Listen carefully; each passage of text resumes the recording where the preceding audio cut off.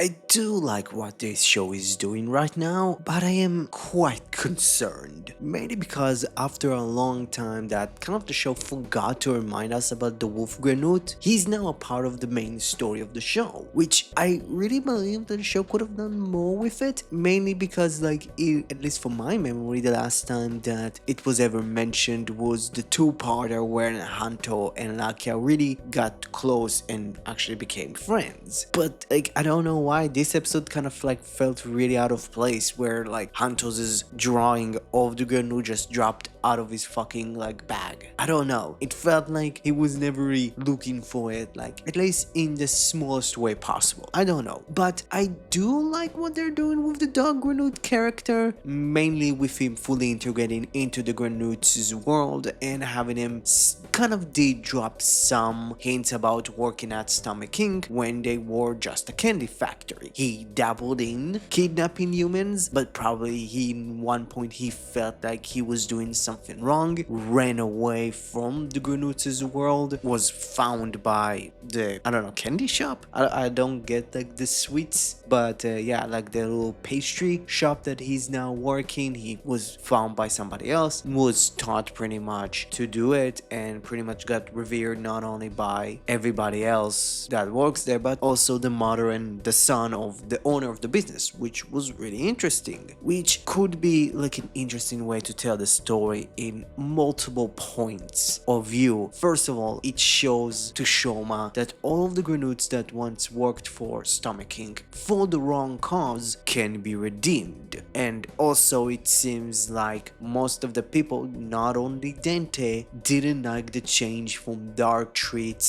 regular treats to dark treats, which is really cool, while also having Hanto now be in a conflict with his feelings, wanting to avenge his mother, but he actually does see this person that did a terrible thing wanting to help and wanting to extend a hand, not running away, wanting to become a better person, which is going to be interesting. And also it's now 1000% confirmed that Hanto's not going to kill him. He's clearly going to survive in the next episode. But yeah, this part of the episode was fucking great. While Lango is 95% out of the intro. He didn't really disappear like Shita did. He was just replaced by Boka, which means 100% he ain't dead, but everybody else believes he's dead, and also Galato wants to kill Jeep, which kind of makes sense if you really think about it. They are pretty much responsible for Stomach King's collapse / merger with Boka's little corporation, while also dumping her down to the recruitment president / finding part-timers, which yeah, I kind of get them. And it really seems that this show is finally pushing more Jeep to this emotional distraught, which I felt like it should have been slightly sooner. I felt I don't know, because it's 100% confirmed that Jeep is going to be the Chips bitter Gavv, which is cool, and it's a thing that I've said, I think even before Vrem debut, that I felt like Jeep could have been Vrem and it could have been Neil really pushing them to the point of modifying them. Having Jeep be bitter Gavv does work, because the entire point of Jeep pretty much ridiculing and calling Shoma weak because of his modification now needs to get the same modification is really funny. But it just felt okay, why are we doing this now? It felt like we could have done so much of it a lot earlier on, and it's